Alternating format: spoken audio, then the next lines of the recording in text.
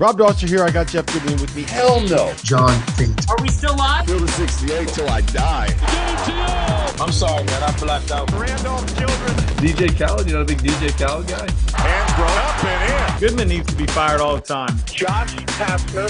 You're going to beat people straight up. You know the deal. They have no swag. They have no nothing. Terrell McNeil. From the bluest of the blue bloods to the smallest of the mid-majors. This is Field of 68 after dark. Welcome in to Field of 68 After Dark here on the March 20th, 2024 edition of the show. We're on SiriusXM, we're on YouTube, we're on Facebook, we're on X. Find us where you've probably been finding us all year long. As soon as the show is over, we're heading over to Stadium, and we're going to be doing Last Call, where we take all your questions, all your burning questions on college basketball. So a lot to get to today on the show. I'm John Martin, joined tonight by Matt McCall, Terrell McNeil. We have a Jeremy Roach interview that we'll get to a little bit later in the show. But as we speak now, Boise State and Colorado fighting to keep their seasons alive, 38-35. We'll keep you obviously updated on this game as it develops. But, Matt, let's start with last night.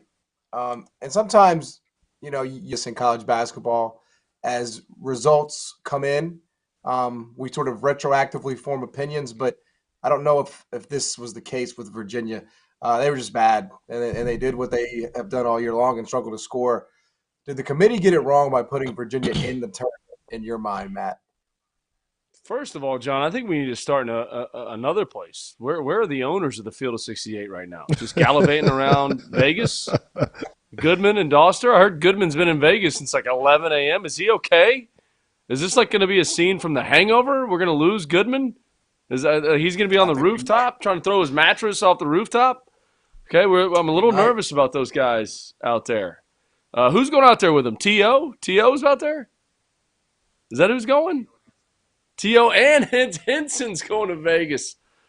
Oh, man. Nice. Well, first of all, let's start off by just wishing our boys the best of luck out there. A little concerned with Goodman, the fact that he's been out there since 11 a.m. Yeah, John, to answer your question, I think the committee did get it wrong. And I think they got it wrong in a lot of different ways. But this was one of them. And to see Virginia last night go 9 minutes without scoring a field goal, I don't know, Jarrell, what you think, or John, what you think, but like watching that game, and I have no inside scoop. I know nothing. And I said this on SiriusXM today. Like, it just felt like, is this Tony Bennett's last game at Virginia? Like, that's like watching that game. I just had that in the back of my mind. I felt that. And I could be totally wrong. He could come back and they could go on a run. He's an outstanding coach. Take nothing away from you. You don't win a national championship and are not an unbelievable coach. But the game was just so bad. And to your original question, John, did the committee get it wrong? Yes, they did. I think they got it wrong because there was teams that were very deserving of being in the field that didn't get in the field, and Virginia got in the field. I look at a team like Indiana State. I look at, Seton Hall and what they were able to do. St. John's, Rick Pitino not being in the NCAA tournament. Those are all teams, in my opinion, that were very deserving. But I was watching that game last night, and I was just like, man, I don't know if Tony Bennett's going to be back. And on his own, walking away on his own, on his decision. Not that Virginia should get rid of him, but just maybe this is it for him, and he's going to move on to another place or move on to something else in his life. He'd be awesome on TV. I don't know. I just felt like that watching the game. I never thought Virginia had a chance in the game. I never thought they had a chance in the game from the jump. There's just something that felt off. Terrell, what'd you think, man? Well, from your perspective watching that, it was ugly. Nah, you know what, Matt? I thought you put a really good bow on it. As weirdly as it sounds, I kind of got that same feeling. And like you said, it's not like I'm expecting an announcement where Tony Bennett's going to get fired. He's a national championship winner. He's done tremendous things at that program, great coach. But it was just, it almost seemed, I don't even know that it is this, like it seemed like an effort thing, the way they just got obliterated. But at the same time, I've been watching them all year, And it was also one of the reasons why I was so, staunchly against them getting into the field to begin with over some more teams I felt like just were more deserving. Obviously we know that they're traditionally going to be a really good defense. But just the offensive end of the floor, man, it doesn't translate for them. And to be honest with you, it's just they've been a hard team to watch all year. Just from pain stance, play slow. It's going to be more of a slugfest type of game. And played in the 50s or 40s, and somewhere around there. But last night was just really disappointing, man. And what a shame. I just feel like with all the possibilities, just starting with some of the teams that Matt named, this could have been Seton Hall or St. John's, even Indiana State, man. How fun would one of those different matchups have been, just from just from a spectator perspective in it, man. But they came out last night. The effort didn't seem like it was great, but at the same time, I feel like they really just genuinely scored or struggled the ball at times than they have all year. So I wasn't really surprised. What I mean? So, I was looking for Colorado State to win the game, but I didn't think that it would just be a beatdown like it was. And, John, and let's say this too. But before you go on, how about Colorado State? Isaiah Stevens is one of their best players. He did not play well. He did not play well in the game, and this game was never even close. And I got Colorado State giving Texas a run for the money. I got Colorado State beating Texas in the next round. I think this is a really good team. Nico Medved is an outstanding coach. He's in his 6th season there for Colorado State. Isaiah Stevens not having his best game. He's going to be ready to play. You just got to, think about the travel and, being there late last night, having to travel there, probably got in early in the morning. You got media day tomorrow, all those. Does that play a factor? But this team's for real. This is a really, really good basketball team that was in the field clearly even after they lost to New Mexico. And I guess New Mexico, everybody kept saying, the committee even said it, that they were bid stealers. This team is for real. And Nico's doing an unbelievable job. So, as bad as Virginia was, Colorado State had something to do with that. And we need to put some respect on their name too. And Isaiah Stevens not having his best game, this is a really good basketball team that could make a run here. No, I totally agree, but I just came away from that game saying to myself, expansion? That's what y'all really think y'all want to do? Y'all y'all really want to have to pay attention to more teams? Tell them, John. Because I think what was made abundantly clear, and as you said, is they admitted they didn't care about basketball in the last week unless somebody's bid got stolen, right? Or unless somebody stole a bid. It didn't matter that Iowa State ran through the Big 12 tournament and beat the hell out of Houston. They were still in the same region as the top one. So what are we playing these games for, man? Virginia's still getting in. What are we playing these games for? You guys want to expand, add more teams? I don't understand, Jarrell. They can't get it right enough with 68, and we're going to invite more. Feels wrong. Yeah, and you're spot on. And anybody that's trying to, essentially, they're looking for ways to fix something that is broken. And if it is broken, it's partially flawed. We have these conversations every year. It's always going to be somebody that gets left out of field that's going to have a gripe. You're going to do some head-to-head resume, kind of like comparisons and be like, well, you could have got this team in here. But at the end of the day, everybody can't get in. And I think that kind of adds to the intensity and the factor of the March Madness theme as well. But to be talking about expanding, this thing is good the way that it is. They've already added the play-ins, which essentially is expanding it, in my opinion. So it's fine as is. We don't need to add more teams to make this thing more complicated so that we can get more blowouts. The last thing that the NCAA tournament needs is more blowouts. We got the best postseason, in my opinion, in all of the sports. The March Madness tournament takes over for a month straight, year in, year out. Don't try to fix don't try to fix something that's not broken. Yeah, on Colorado State, we know. Go ahead, Matt. You have a point there. Yeah, I just think to Jarrell's point, last night hurt the NCAA tournament. with having a game like that. And we have a tight game right now, Colorado and Boise State. It's a 2-point game. Colorado's up 2 with 9:16 to go. But nobody was watching that. Everybody turned it off in the second half. Hell, I turned it off in the second half. And I'm a part of the media and cover the sport. Nobody wanted to watch that. It wasn't entertaining. Tomorrow, every single human being that likes sports, and I'm not saying college basketball, I'm saying sports, will be tuned in. They will have a TV on. I don't know about you guys. Where I grew up in a small town in Florida, about 35 miles south of Gainesville, called Ocala. I remember my middle school teachers on the first day of the NCAA tournament having the NCAA tournament on. But yesterday, if you add more teams, we're going to have more games like we had yesterday, and it's not going to – the excitement of tomorrow is going to be taken away. So, John, to your point, don't mess with this. Don't add more teams. Don't do it. Because it's just we're going to have more games like yesterday, and nobody's going to be dialed in. But you know what? Everybody's going to be dialed in tomorrow. Everybody. Yeah, there's no question. Real quick, Jarrell, I do want to get your thoughts on Colorado State. It seemed like you echoed Matt's sentiments that they could go on a run here. They're fighting for the good name of the Mountain West. Every year, Mountain West comes up, they get slandered, and usually, with good reason. But do you agree with Matt's sentiment that Colorado State has what it takes to make a run? No, absolutely. And that was on a couple of days ago on Sunday. That was one of the teams that I picked.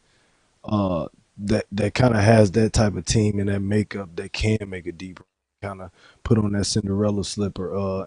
Like Matt spoke to it earlier, their best player didn't even play well. So he's going to be chomping at the bit. The fact that he gets another opportunity to go out here in the NCAA tournament in the field on a short turnaround as well, too. So, the best thing about, being a former player, the best thing and only way to feel better about having a bad game to get back out there so that you can kind of change the next one. And, you hope in that situation that the games come a little bit quicker. And in this case, he's going to get what he wants. But they have the team makeup as well, too. Those guys are tough. They guard, they defend, and they're a pretty sharp offensive team as well, too. And I think Stevens is going to be a guy who we're going to see going forward starting tomorrow is just going to start carrying his team. And I think they got a real shot to make a deep run if they can get through tomorrow. Yeah, in a game that nobody ever expected would be a first four game in Dayton. We have Colorado and Boise State. It's an absolute dogfight, Matt, and obviously it's going on now. But just from watching it tonight, what have been your observation of, again, two good teams that nobody really thought would be in this situation, and as expected, super evenly matched? Yeah, we're combined 5 for 26 from the three-point line. So struggling to shoot the basketball in the game is a huge key. Everyone wanted to talk about the Mountain West, and the Mountain West got, shafted on their seeds, and two highest seeds, Boise State, New Mexico, Colorado State. You got two Mountain West teams in the play-in games. Everyone's like, we talked about how good the Mountain West was. Well, why was all these Mountain West teams seeded so high? The Mountain West flexed last night with Colorado State, and I kind of felt like the same thing was going to happen tonight with Boise State. I thought this game would be close. I don't think it would be 43-43 with 8 minutes to go in the game because Colorado is another team that you could have said, hey, Oklahoma deserves to be in over Colorado. The Pac-12 is not as good as the league as the Big 12. It's not. And this Pac-12 is getting ready to evaporate. You could have said Seton Hall deserves to be in over Colorado or St. John's or Indiana State or any of these teams, and Colorado got the nod. But at least we have a close game. It hasn't been the prettiest game, but we could get some theatrics coming down here in the next 7.5 minutes. Yeah, Jarrell, what about you? I know it's kind of hard to do the show and also watch the game, but from what you've been able to see, what have been your observations? Same thing. Both teams are kind of hunkering down on defense. I feel like this rate of play right now is kind of favors Boise a little bit more because I know Colorado usually is a team that fills it up and they shoot it well and they got some guys that can fill it up in a hurry. But man, tough competitive game. These are the games that we want, not what we got last night. These are the type of games that we need. We had a great one earlier too. A OT thriller. So man, I'd rather watch Gremlin and whatever state that was. My God, okay. It was a state, but Montana State. Yeah, I'd rather Montana watch that, State. man, any That's day of it, the week Jarrell. than what I saw That's last it, night, man. man. Hey, Blue Mountain, man, you know, whoever it is, whoever it Blue is. Mountain State. That was definitely the first four, not the first four, but the 16 seed games yesterday. Howard Wagner, that was a hell of a game. And then obviously, the one earlier tonight, and we'll see. I mean, that again, Colorado and Boise State were absolutely two teams that nobody suspected would be in this situation anyway. Hey, we have plenty more to get to. We're going to talk to Jeremy Roach, catch up with him, and make some picks on the other side. You're watching Field of 68 After Dark. Stick around.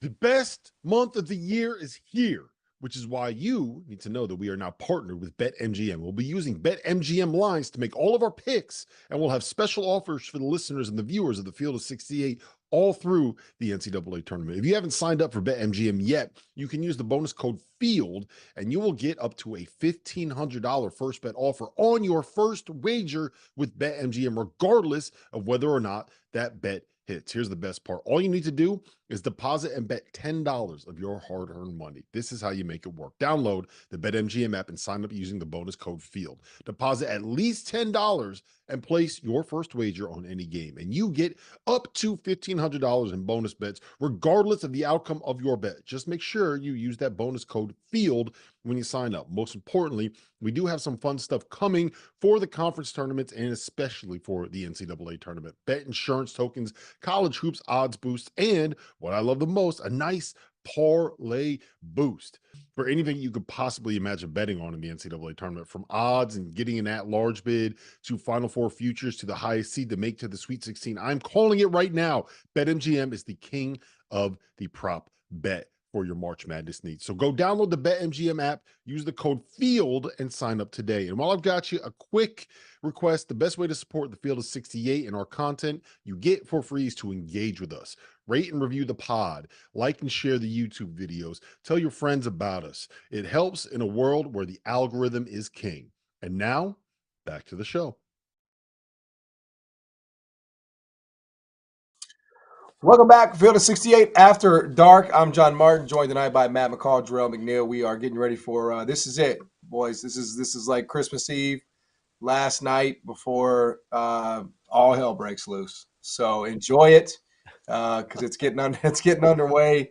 Starting real early tomorrow. Hey, later on in this segment, we're gonna rank with our confidence the Blue Bloods, the 2 seeds, the Cinderellas. Going to get you guys' thoughts on all that. But before we do that, we caught up with Jeremy Roach here as part of the Field of 68 Media Network and got a chance to talk to him about getting ready for the tournament and the season and a whole lot more. So here's a little bit of that interview and that conversation with Duke guard Jeremy Roach. And now let me welcome onto the Field of 68 Duke point guard Jeremy Roach. Jeremy, we appreciate you jumping on and taking away some time for preparing for this NCAA tournament run. How you feeling, man? You ready for the dance? Yes, sir. I'm feeling good. I'm feeling good. You know, you're the ultimate veteran of this thing. It's crazy, right? Like, it feels like you've been around forever. Give me the one thing that you've really learned over the years playing in NCAA tournament games and maybe even preparing for that first round game. If you had to tell somebody, which you probably have on your team because you got a bunch of freshmen, you know, what to expect, what are you telling them? Really just to take it one game at a time. I mean, I think that's really the biggest thing, as cliche as it sounds, but like, I know, like, you see the brackets and everything, like, you can see who's in your region, who you could play in the round of 32 in the Sweet 16, but like, ultimately you got to take care of one game at a time because it's a one game season. And you know, young guys can kind of look ahead and maybe think that this team's not as good. They're a mid-major team, but like, no, like, there's a lot of mid-major teams that make runs in the tournament, and it's like it's not a series. It's one game, so anything can happen in that one game. So I think that's an important thing, and also just coming out aggressive too. Like, don't lay back, don't like kind of work your way into the tournament. You have to like just kind of go all for it and really just lay it all out at the beginning and kind of work and kind of get comfortable with the tournament. So I think those are the two biggest things. Jeremy, you guys went on a run where you won 19 out of 22 games there before the last game of the regular season, obviously against North Carolina, that didn't go your way. First game of the ACC tournament against NC State, that didn't go your way. How do you get this thing turned back around? How do you get back to what, January and February Duke was? I mean, I think you all remember the last time we lost 2 games in a row. The Georgia Tech and Arkansas game, we ran off, I think, 12 to 15 games after that. So I mean, we know what's at stake now. We know what we have to do is kind of just put our head down and work. Obviously, everybody's can doubt us and say whatever they want to say about us, but as long as the 15 guys in the locker room are all together and the coaching staff are all together, I think it'll work out for itself. And I think we've had our dark days and we've learned from our dark days. So I think it's time to really show out in the tournament. You're one of those guys that I just feel like somehow you're just underrated every year, and this year you had probably the best year of your career. I mean, efficiency, you shot the hell out of it. I think you've been more comfortable in your role now. Yeah. How important is that for you now going into the tournament this year, especially with a couple guards on the perimeter, your backcourt mates that are still kind of finding their way, right? I mean, Tyrese Proctor was out a while. He's kind of been back now trying to figure out his role. And obviously Jared McCain was terrific as a freshman that has stepped up here, especially probably the second half of the season. I mean, just my presence. I think just my confidence. I think that's the biggest thing. Just me having a strong face all the time, encouraging the young guys, especially when things aren't going the way that they're supposed to be. I mean, obviously in the tournament, it's always going to be ups and downs. You could come out the gates 10-0, and like, how do you respond from that? If they see me kind of shaking and stuff like that, not feeling confident, then their confidence is going to spiral too. So I think just for me being that steady, that poised senior leader that I've been all season, just continue to keep doing that throughout the tournament. You can catch the full interview with Jeremy Roach on YouTube. There's a little bit more stuff there, so get the rest of the discussion on YouTube. Obviously, Duke, one of the teams that sort of meets that criteria. When you start talking about, okay, well, you have to be this, you have to be that, and offensive efficiency and defensive efficiency to win the national championship. I believe Duke meets somebody's category out there somewhere. I think that's the thing about data sometimes, right, Matt? Like if you poke and you prod it long enough, it'll eventually confess. That's the old adage, man. If you twist that data long enough, it'll eventually do what you want it to do. There's no question about it. I mean, everyone's all about the metrics and the numbers and analytics and all that. But we also have the eye test. There's still the eye test out there. And that's what I think that the committee got wrong. Like in terms of like Iowa State, like how can you possibly think that they are the 4th 2 seed in the bracket to put them in the same bracket as the number 1 seed in UConn? And if you're UConn and I'm the committee, I'm like, okay, this team has been the best team and the most consistent team. And I'm not just saying this because Rob Dauster is our colleague, and I know we've lost him somewhere out in Las Vegas. So we have no idea where Rob is, and I don't even think Rob's listening to the show. So I'm not saying this because of Rob. But UConn is the best team in the country based on their body of work all season long. And you put the best 2 seed in their bracket in Iowa State, who could have easily been the 1 seed over North Carolina based on what they did, winning 11 out of 13 coming down the stretch and boat racing Houston in the finals of the Big 12 tournament. I mean, absolutely boat racing them, and Houston's the number 1 seed. So at some point in time, we got to say, like, look, it's still a committee. There's people making these decisions. It's not just based on numbers and metrics and everything. There's people sitting around a table that say, hey, look, who's a better team, this team or that team? Oh, that team. They should be seated higher. Yeah. All right, so here's what we're going to do. We're going to go through a couple of things. Blue Bloods, number 2 seed, Cinderellas. We're going to rank. All right, Matt McCall is going to rank. Jarrell McNeil is going to rank. And we'll go from there. So let's kick it off with, and again, this is Field of 68. Okay, no one individual is responsible for the following 4 teams. So I'm not, I don't even want to hear it, okay? Don't even want to hear it. But rank these Blue Bloods. Duke, Kansas, North Carolina, Kentucky. Jarrell, we'll start with you. Duke, Kansas, North Carolina, Kentucky. UConn. I was only giving these four. I was only giving You're only these giving four. four. Okay. I like it, man. I like it. Okay. All right. I would go North Carolina 1.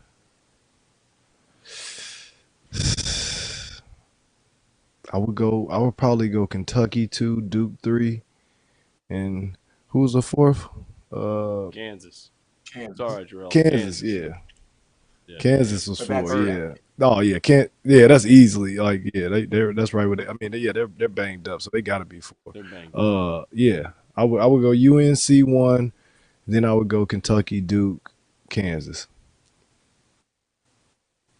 Matt, how about you? I'm with Jarrell. And based on the brackets and the path to the Final Four, I'm going Carolina 1, I'm going Kentucky 2, I'm going Duke 3, and I'm going Kansas 4, just based on we don't know the health. McCullough's out, so we know that. We don't know where Hunter Dickinson is. They haven't been a deep team all year. They've struggled shooting the ball from behind the three-point line all year.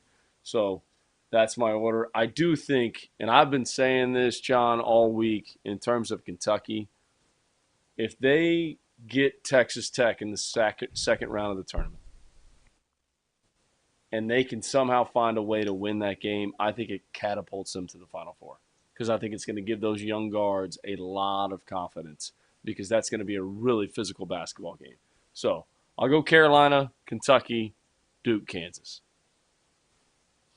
Okay. All right, let's move on here. Number 2 seed. Oh, what's yours? What's yours? I was about to say we gotta hear John. yours, John. Okay, I'll go Kansas number 1 because of their depth. No. I'll go, you know what? I'll trust Duke. I'll trust Duke more than Carolina. Okay, how's that? Put that in your pipe and smoke it. Jerry McCain. You like that that's interview? Why. 2 days You like that college. interview? You changed your opinion based on that interview. Jeremy Roach, man, he flipped me. He I'm convinced you. But yeah, Mr. 2 days into college, and I'm 3 lectures behind. Give me him, and then we'll take Carolina 2, Kentucky 3, obviously Kansas 4, and Kansas made it easy because the bottom fell out with injuries. So I think this would have been a more interesting exercise had not happened. But alas, here we are. All right, let's go to the 2 seeds. Matt, we'll start with you. Iowa State, Tennessee, Marquette, Arizona.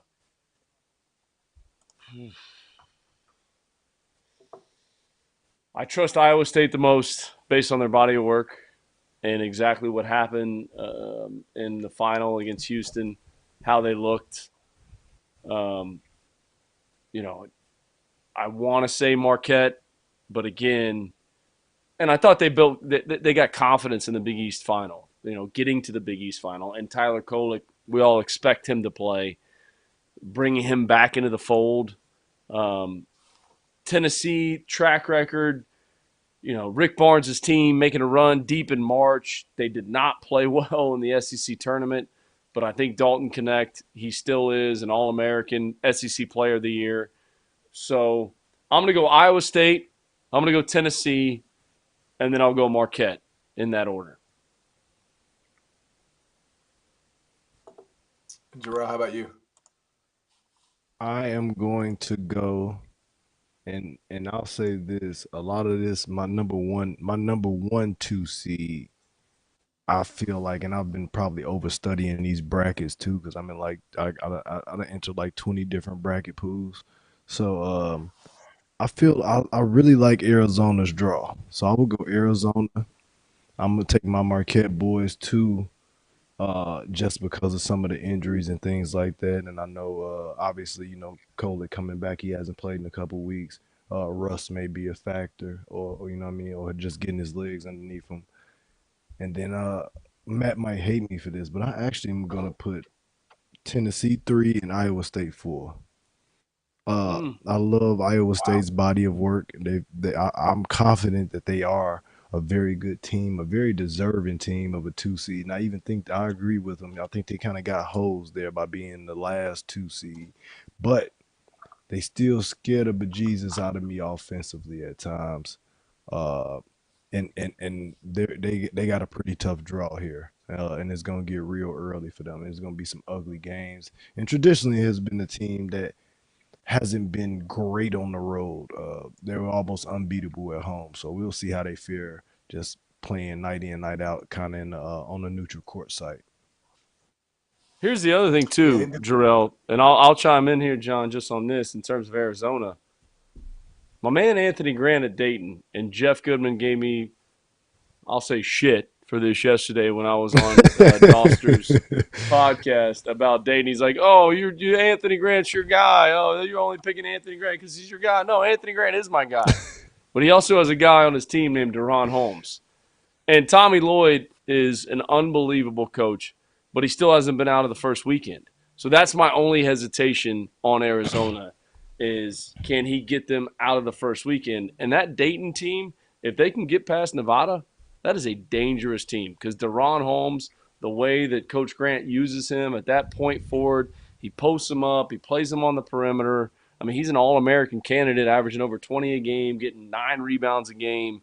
So the Flyers, they're back in the field. They didn't play great. They lost to Duquesne. But I think they can beat Arizona. Yeah, John Martin does not agree. Is obviously where. Well, I think Arizona is a team that is extremely schizophrenic. They are a team that has because I believe so much in their talent, and yet you look up and they have the most the most vast collection of stupid random losses of any good team in America. So that's definitely a concern. I'm going to say I trust Iowa State the most because I've seen them beat Houston twice, and the last time I saw him beat the hell out of Houston. And I don't think you can just do that if you're a Johnny come lately and you're going to be an early exit. So I'll go Iowa State. I'll say Tennessee, Arizona, and kind of the same thing with Kansas. I have to put Marquette last because of the injury concerns, and we'll just have to see with Kolek and reevaluate that. Look, we got a lot more to get to. Again, this is the last day, the last night before the NCAA tournament really kicks off. So we'll get into that, some games to watch, some players to watch, and more. Stick around. This is Field of 68 After Dark. There is nothing better in sports than tournament time, which is why I need to tell you guys about our partners over at Rhythm. If you're into sports betting, you need Rhythm, the place for data-backed props and picks. For those that are unfamiliar, Rhythm, spelled RITHMM, is the go-to mobile app for player props and game picks. Backed by AI predictive models, Rhythm helps you make smarter and faster betting decisions across all sports, but particularly college basketball. With Rhythm, you get data-backed picks for every single Division I game every single day. Users get free picks daily with the ability to upgrade to unlimited access. If you want to increase your edge and win more bets, go to the link in the description and download Rhythm today. That's RITHMM, the place for data-backed props and picks. And while we're here, let me tell you about our newest partner for the month of March, SplashSports, the home of certified community competition, where you get to play against your friends and not the house. Whatever game it is that you are playing, from survivors to tiers to pick X, the safest way to play for real money without the hassle of having to track down deposits or worry about payments is through Splash. They have partnered with PaySafe, the best deposit and payment system in the world, to ensure that money stays in safe hands and is delivered to the right places. To join the Field of 68 Survivor Madness, click the link in our profile below and join in. Entries are $5 a pop with a prize pool of up to $4,500. Winner take all. Join Splash and come prove that you're smarter than us.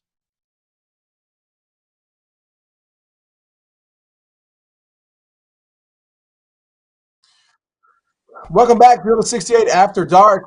Boise State down 3 to Colorado here in the dying seconds of the second half. Keep you updated there, and obviously when that goes final, we'll touch on that. But there was another category here that Dagan, our producer, set aside, and that's the Cinderellas. So let's rank our confidence in the Cinderellas. Matt McCall, James Madison, Samford, McNeese, Grand Canyon. Those are the 4 designated Cinderellas for this exercise. I have been preaching Grand Canyon probably back since December. I had them out in Arizona. Tyon Grant Foster, I think it's one of the greatest stories in all of college basketball that does not get talked about enough.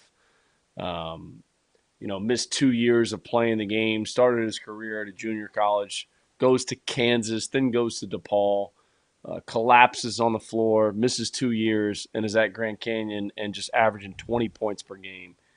He's about 6'6", 6'5", size, being able to play in ball screens, shoots it, drives it, athleticism, and then he's got great pieces around him. Ray Harrison, Bryce Drew, what he did at Vanderbilt, and then now all of a sudden everyone wants to talk about, can we believe in this team because Bryce Drew had, those 20 straight losses at Vanderbilt? Yeah, he's taken this team to 3 out of 4 NCAA tournaments. So you can believe in this team. They got a mismatched power forward in Gabe McLaughlin. They are for real. And, John, they remind me, and I've said this a bunch of times, when Eric Musselman was at Nevada and he had those teams with the Martin twins that just looked like a different team. They didn't look like a mid-major team. That's what this Grand Canyon team looks like to me. Okay. Jarrell, what about you? How would you rank those? How would those sit with you? I'm with Matt, and I was lucky enough. I hadn't had the opportunity to see as much of them as he has probably. But man, we got an opportunity when I was in New York last week, and we were doing the last show there from the legendary Schaefer's. I got an opportunity to sit down, and they had that last game on, man. So we sat down. It was kind of toward the end of the show when we watched it. We ended up watching the rest of that game, but he's spot on, man. That kid, Tyon Grant Fall, he is an absolute gem. I'm not sure if he's got to be one of the best kept secrets in the country, man. And from what I heard, a really good story as well, like Matt alluded to. But I was still, I don't know, maybe I fell in love with him too early. I would still probably had the most confidence in James Madison. They would be my 1A and my 1B. So I would go James Madison, and then Grand Canyon. I just think, man, those guys, just watching them all year, really, since they really got that first early upset against Michigan State, man, they've been good all year. They've played some close games, and they got a ton of guys who can do different things. They got guys that can stretch the floor and shoot. They got a couple different guys that can really score it, man. So I think they got an opportunity. Obviously, every game is its own, and they got to kind of handle it one step at a time. But if they get rolling, man, that's a team that nobody's really gonna want to match up with going forward in the tourney. And it's crazy, John, to think about this too. I have McNeese and Sanford playing in the second round against each other. I got them playing against each other. Yeah. I will say, like, you look at these teams, and like all 4 of those teams is, varying degrees of credible and legitimate, but all of them are, just for who they are historically. Like, you have some damn good coaches, leading these programs. I think I would say McNeese would be number 1 for me because I know Will Wade has been there and done it. And I know he's going to have his team ready for these types of environments. So I go McNeese 1. I would say Grand Canyon 2, James Madison 3, and Sanford 4. That would be my confidence level ranking. By the way, we have bracket pools here at Field of 68. We have survivor pools, so definitely be on the lookout for those. And now, look, this is the final night before the NCAA tournament begins in earnest. And it's like all day long, early starts, late finishes. Matt, I know it's a huge slate, so it's kind of tough to pick, but is there a game tomorrow that you have your eye on more than any other? Oh, man. Illinois Morehead State, I'm going to be dialed in on. Dayton, Nevada, I just told you about, thinking Dayton could possibly knock off Arizona in the second round. I think the Texas-Colorado State game more than anyone, John. I want to see, Colorado State coming off the win last night, traveling last night, getting there early today. The game's at 7 o'clock tomorrow night, so they've had a little bit of time. Is Texas for real? I think Colorado State wins the game, but I think that's going to be one heck of a basketball game. And then at the late cap, right? Gonzaga, McNeese, and we just alluded to it, Kansas, Sanford. Everybody's picking Sanford to knock off Kansas because everyone's confused, not confused, but everyone's worried about whether or not Hunter Dickinson's going to be able to play. I'm sure Bill Self is showing his team all these clips of all of us talking about Samford beating them and trying to get his team fired up. And look, they could impose their will and say we're the more athletic team, we're the better team. But, man, Samford, 10 deep, everybody on the roster that plays, shoots threes. What are they doing with Hunter Dickinson? How is he guarding pick and rolls? Are they going to switch pick and rolls and take away those threes? Are they going to fully rotate and play the game in rotation? Like that is the game. Like I'm really intrigued to see what happens in that Kansas game at 9:55 tomorrow night. Well, so there you have it, folks. We asked Matt to pick one game. He picked the whole damn slate. I don't think he let. It's the best day of the year, John. It's the best day of the year. It is. There are a lot of good ones tomorrow for sure. Jarrell, is there one that you'll be locked into maybe more than the others? Matt left me with one sleeper that I am looking forward to seeing, and that's NC State Texas Tech. I think that'll be a really good, intriguing matchup. Obviously, I really enjoy watching NC State make that run, man. And, they were one of the teams that was a bid stiller in the ACC tournament. Watching those guys, the dynamic with the double DJs with DJ Horn, Jay Burns over there, and then obviously the matchup with Texas Tech with Pop Isaacs and Joe Toussaint. I think it's going to be an absolute slugfest, man, and I'm really looking forward to it. They come on at 8:40 tomorrow my time, 9:40 Eastern time. That should be a good one to tune in to, though. So I'm looking forward to that matchup to see if NC State can keep the magic going, man. They got a little bit of pixie dust floating around right now. Let's see if they can keep the magic going. That's right. For me, it's definitely Michigan State, Mississippi State, just because of all the things that are on the line there. All right, Matt, player. Who you looking for tomorrow? Hunter Dickinson. I want to see what he's doing. I want to see where his health is. And this is going to be a big challenge for him trying to guard these five men that shoot from the perimeter, and anxious to see what Bill Self is doing in terms of pick and roll coverage. I mean, he's the guy that I'll be the most locked into just to see where this team is. And again, because everyone is, picking them to be upset in that 4-13 game. And the only other game, John, I'm gonna not another player, but I got to mention this game: South Carolina, Oregon. I mean, Oregon's riding high. They're on a 4-game win streak. I think South Carolina. I think they got a little bit shafted on their seed. A 6 seed for them. They were 13-1 in the non-league.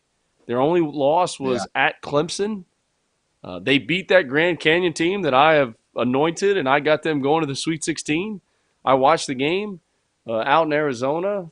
Michi Johnson, Talon Cooper, B.J. Mack. I mean, this team is for real. They beat Tennessee and Kentucky, who a lot of people have one or if not both of them in the Final Four, and they're a 6 seed. So, but Oregon's playing well, so that's another one. So I can't pick one player, John. I'm looking at these games. It's overwhelming. It's overwhelming. How about you, Terrell? Who are you locked into tomorrow, man? Who do you think he does not have a day? Matt does not want to be tied down to one person or one team. Okay, John. You got to give him some options, man. But no, I'll give you a sleeper, and it's really just because of my own selfish needs. I really enjoy watching this kid early on in the year. They had a couple early big upsets. I'm going with Marcus Tashonis from Long Beach State. Now, I do think the run is gonna be short lived, but I know enough, and I've seen enough of this kid to know that he can flat out fill it up, and he can get hot in a hurry and completely turn the game upside down and on his head. And I think Arizona is a team that tends to struggle with guards like him. So we'll see if those guys on Arizona are up for the challenge, man. But don't be surprised that kid goes out on the big stage against a really high seeded Arizona team, and he's able to just completely go nuclear, man. He's more than capable of it. I really like his game. He's got a little bit of everything, and more importantly, he's one of the kids. He's kind of like he was like me when I was at he never met a shot that he didn't like. So it's always the fun to kind of watch guys who play that way. Definitely. Give me Big DJ. Give me Big DJ. I mean, how can you not? Big DJ. The experience continues. The experience continues for DJ. All right, Matt McCall. Who's pulling off the upset? Well, I got a couple of them. I think McNeese pulls off the upset over Gonzaga. I really believe that. Will Wade, 30 wins, what he's done with that team. The talent that he accumulated in a short amount of time to get this team playing at the level that they're playing at is really remarkable. So I think that's the biggest upset for me tomorrow would be McNeese over Gonzaga. What's crazy, John, to me about Gonzaga, and look, Mark Few can make a run to the Sweet 16 because that's what he does every single year, is this team was on the bubble like 3 weeks ago, and now all of a sudden they're a 5 seed. So I don't even know if this is a huge upset, but I think Sanford, I think Buckyball, I think they get it done over Kansas as well. And again, I can't just pick one. I'm looking at both those games. Jarrell, who's on upset alert, man? Who you like? I'm taking the easy route out with this one because I'm not even sure. I'll let you guys determine if this is truly an upset, but I'm going with Drake over Washington State.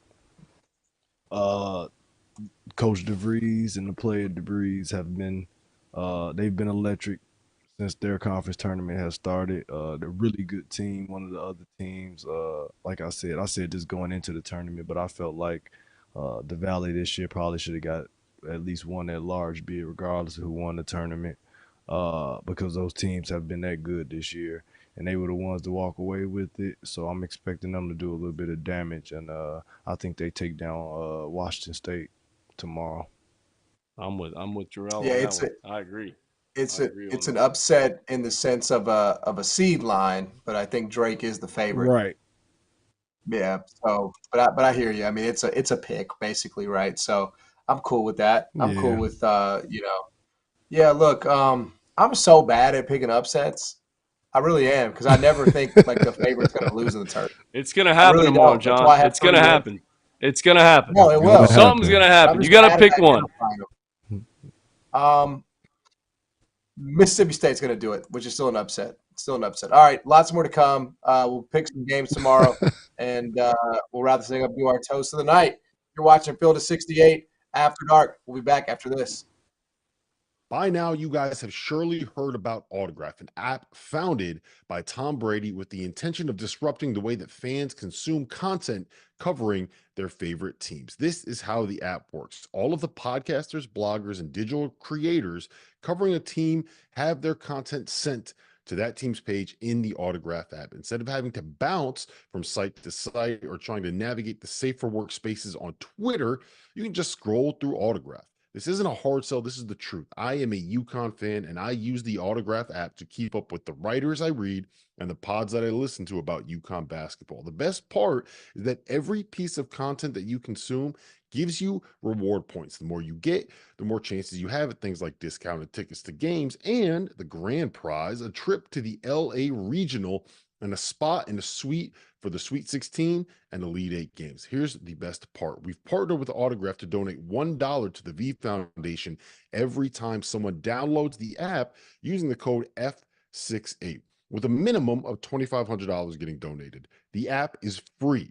So download, use the code F68, help us raise a little bit of money for cancer research, and give Autograph a try. I promise you it will be worth it. And while we're here, a quick reminder, make sure that you subscribe to the Daily. We have new landing pages with deep dives into each coaching change, as well as a tracker that provides scouting reports on the transfers that have entered the portal that you are going to want to know about. Hit the link below to subscribe.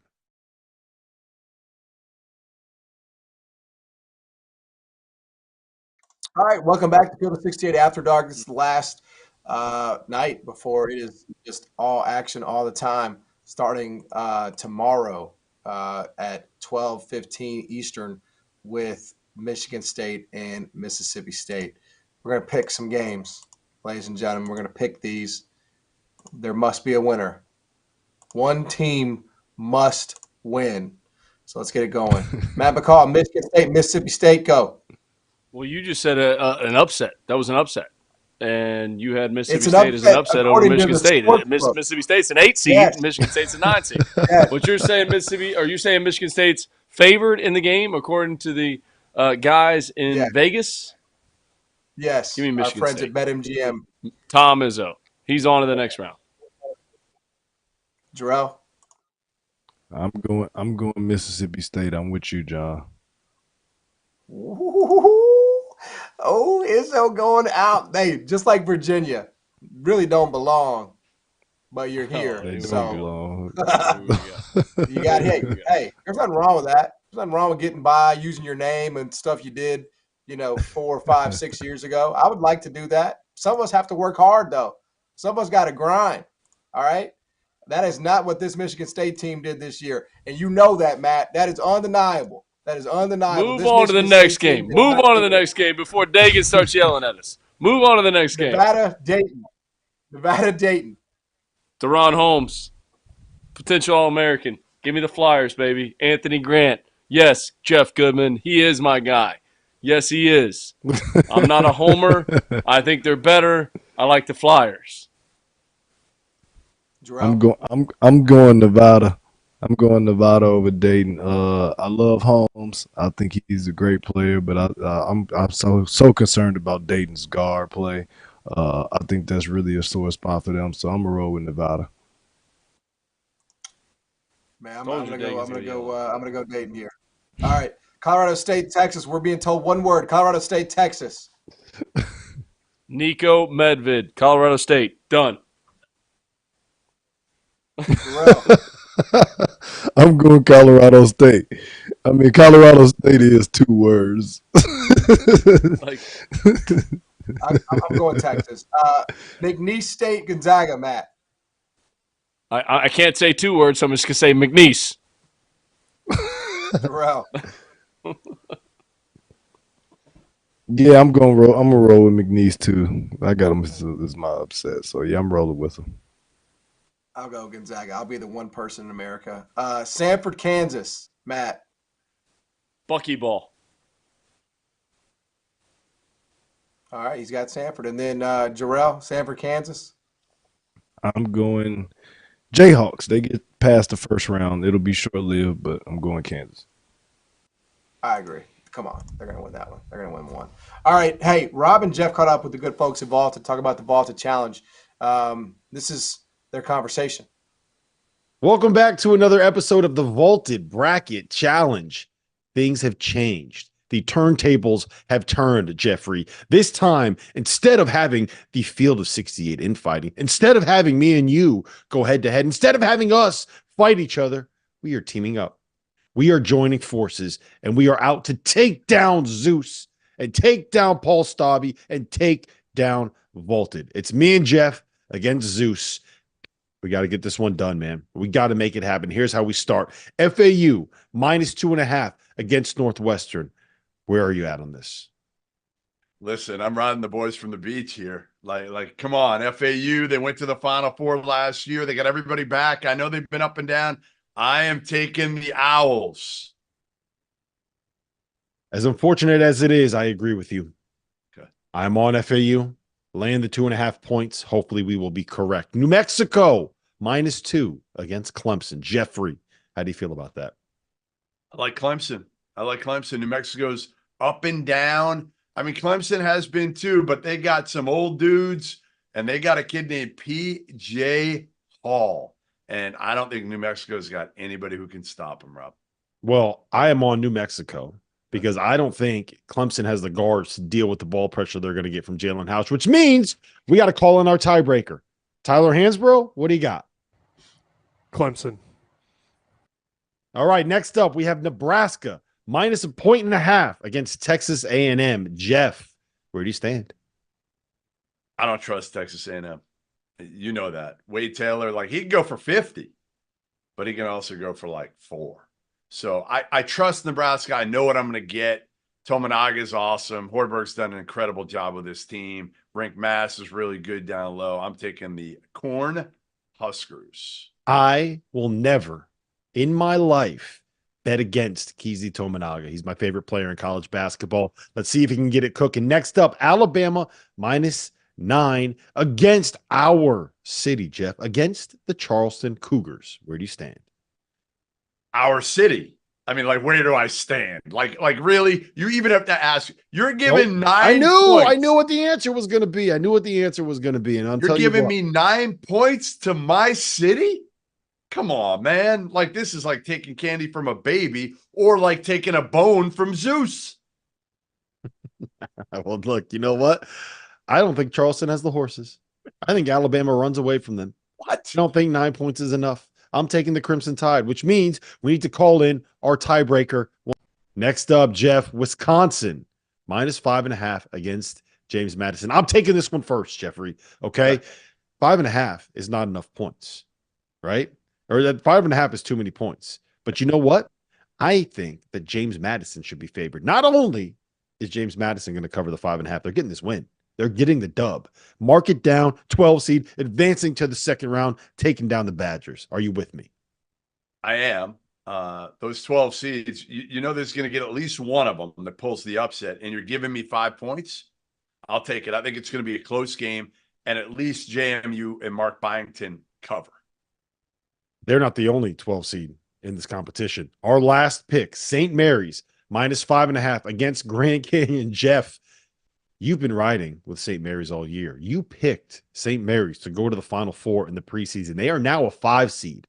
Are you changing your opinion? Are you going back on your morals? Are you going to try to erase the vaulted prediction that you made back in November? I remember that. It's still in there. It's still in the app. You know why? Because they store your predictions now and forever. You can't go back on it, Jeff.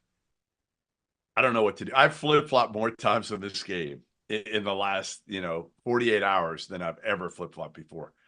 Because I do. I go back to it, and I'm like, I got to stick with my Gales. And then I'm like, you know what? I think Grand Canyon's going to win this game. I think the line is a little high, which generally scares the hell out of me.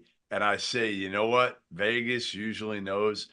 Listen, Aiden Mahaney, Augustus Marshallonis, I got to stick with my boys. And I got to stick with my boy, Alex Dukas. As long as his back holds up, I think we're good here. I have 3 words for you, Jeffrey. Tyon, Grant, Foster. So there you have it, Jeff. There are our picks. Zeus, we're coming for you, bud. All right, good stuff there from Rob and Jeff, as always. Those guys just they impress me more and more every time I hear them talk, I tell you. All right, before we get out of here, as Colorado final, by the way, 60-53 is the final. Quick toast, Matt McCall, very, very quick. Toast to tomorrow, the greatest day of the entire year. The greatest day of the entire year. Toast to tomorrow. I think that's a perfect way to do it. I think we could all drink to that. And we're heading over to the stadium for last call. We're going to answer all your questions. But, the last night before college basketball tournament really kicks off, it's over. See you over there on stadium.